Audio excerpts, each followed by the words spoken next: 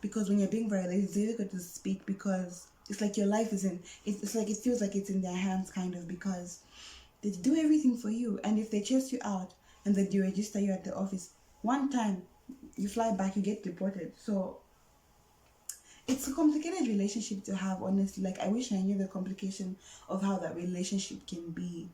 um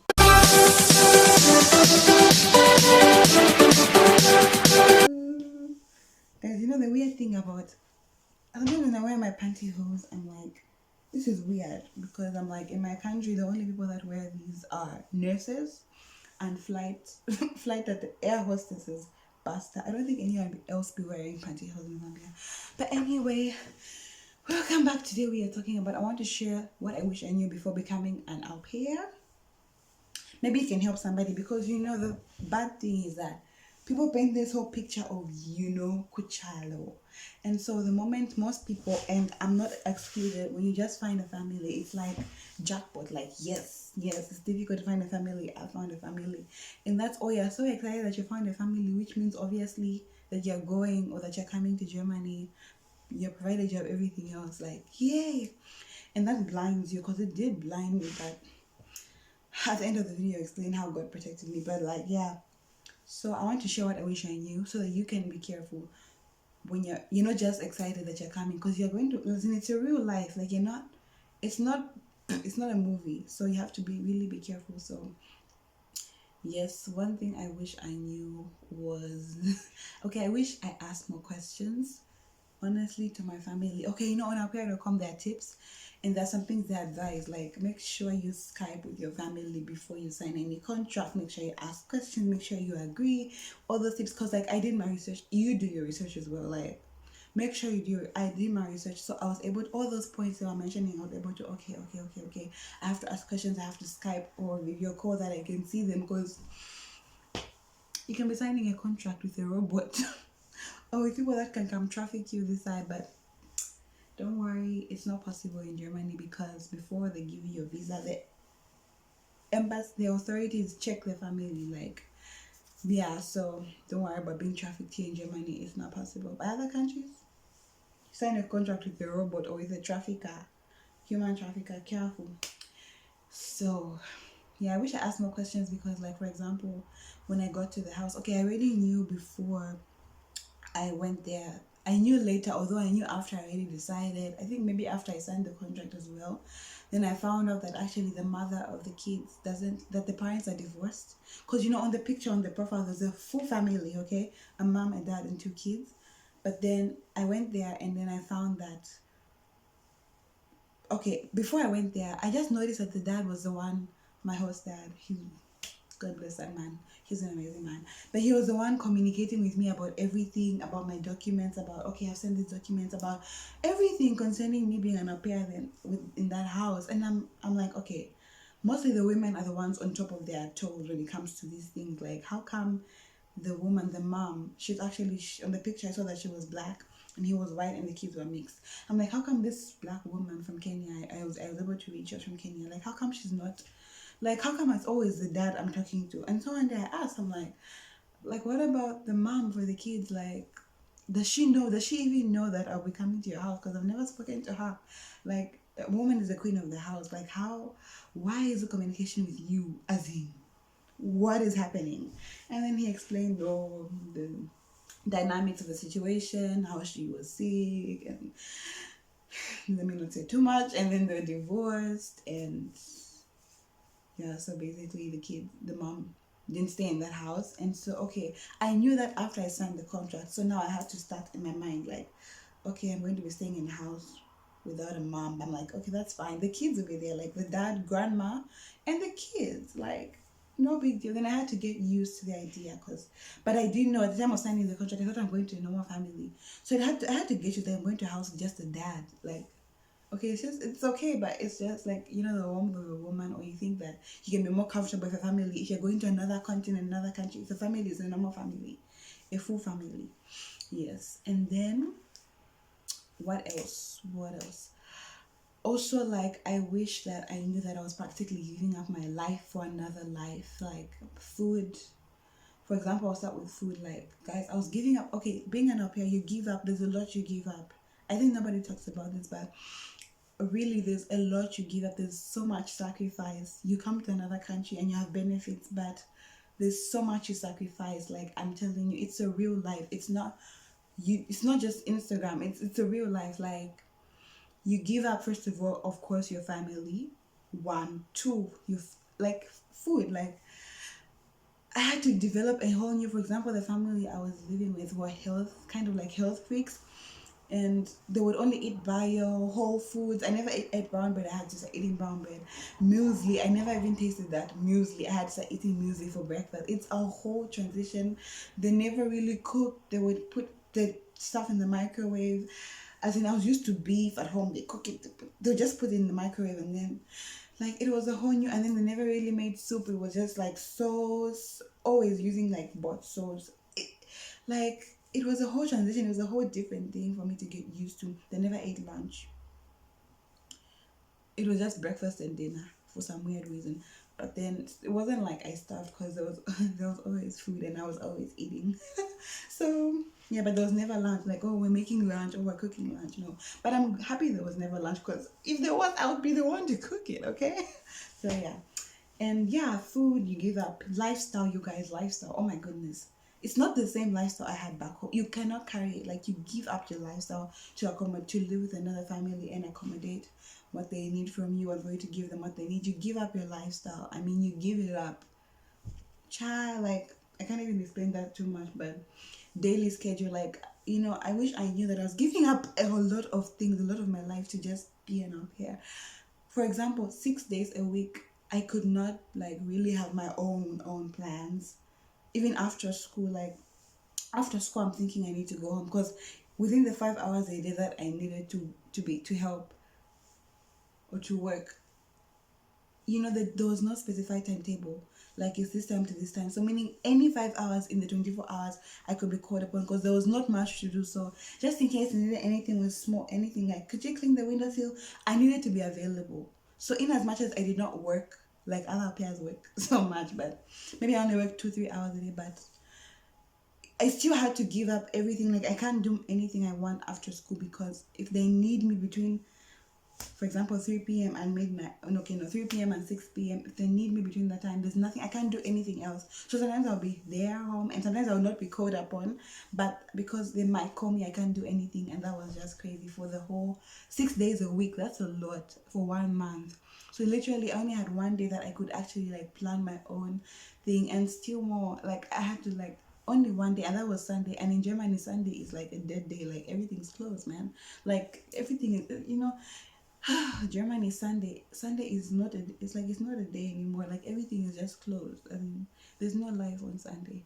So I gave up so much. My daily schedule was dependent. It was dependent on their schedule. Like, it was, because there's this exchange. I explained to you what au pair is. So I can't have my own life. Oh, guys, I wish I knew that. I adjusted so well and I could have fun and do my own thing, but I wish I knew what I was getting into, like, new. But I adjusted, and I thank God for the kind of family I was in, because honestly, it's not. If you're another family, let me not say too much. And also, just how you do things, like how you do things, how I did things my whole life, giving up how I did things my whole life. I mean, even not just food, like, my goodness, like, there's just a whole new way of doing things. Like, I never washed my nose with a Nasenspüler, like, in my whole life, but in that house it was compulsory. Even before Corona, this is how much of health freaks they were, you guys. Before Corona even came, it was compulsory to like wash. There's this thing for washing the nose. You have to put salt, and you have to put this mixture, and you have to wash your nose so that you don't bring a cold in the house from school. Guys, and the first thing I thought of is, where have I brought myself? But just giving up how I did things, you guys. Everything they did. These people do things so specifically. If they so pay so much attention to detail, and so they want things done how they want them done, how they want them done. Giving up how I did things and just adopting a whole new way of doing almost everything. I wish I knew that, because it can take a while to get used to. And with Germans, you need to be perfect or almost perfect, or else, child. I know somebody that got chased out of the host parents' house because of letting the cat outside. That's Germans for you. Like, you have to be almost perfect in order for them to, yeah. And so another thing, you guys, I wish I knew how complicated our pair host parent relationship can be. Oh, guys, that relationship can get very complicated. I wish I knew how complicated it could get. Cause look, okay, there are all these boundaries, there are all these laws that back you up, and there's laws that back them up. I mean, so there's this contract, there's this agreement, like you're supposed to work, for example, to help 5 hours a day. You're supposed to go to language school, okay, clear. You're supposed to get paid. There's the law states how much of a minimum you need to get paid for helping in the house, and how much of a minimum your parents have to pay for your language school and all these things. But then the law states all these things. You need a free day a week.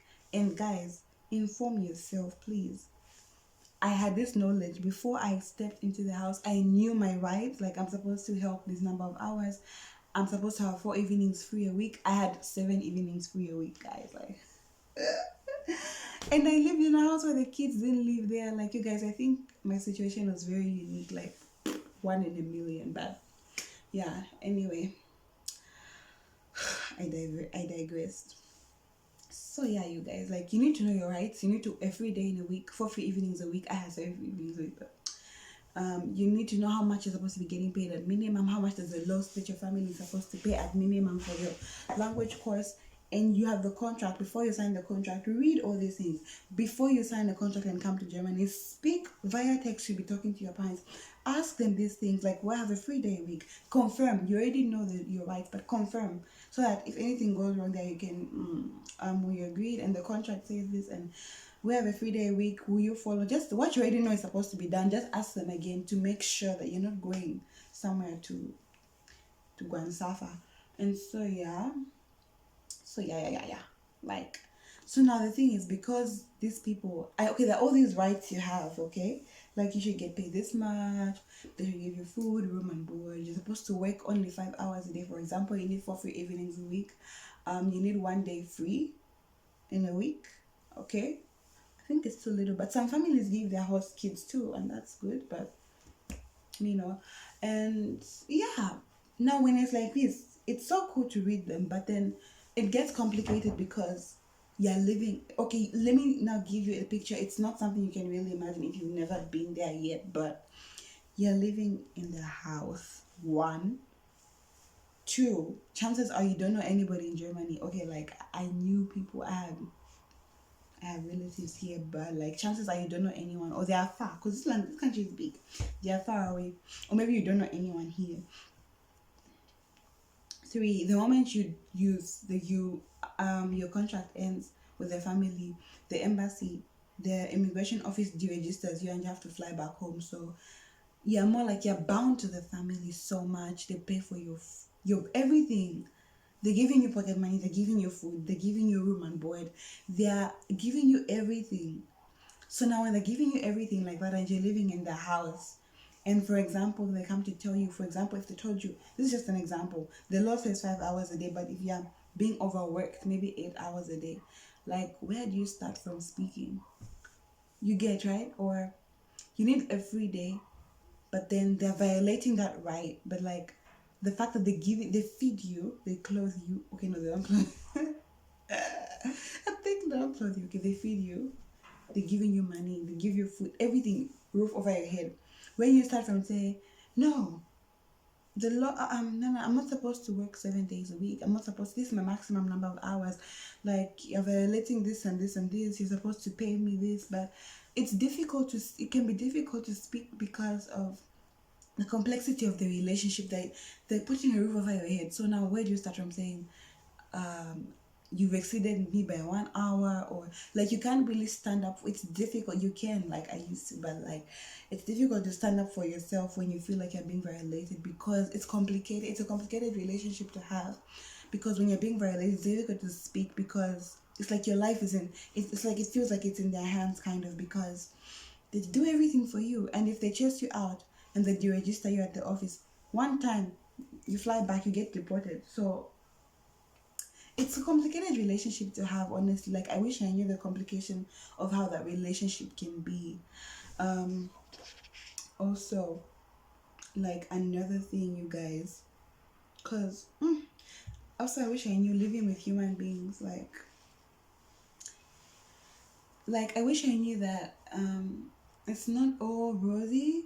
Like it's a real life. There's this whole view of life in Europe. Like there's this picture like when I was in Zambia, and I think a lot of people back home maybe could have like, okay, yeah, Europe or I don't know, whichever continent, name it. Because you can be an au pair in America, Australia, whatever.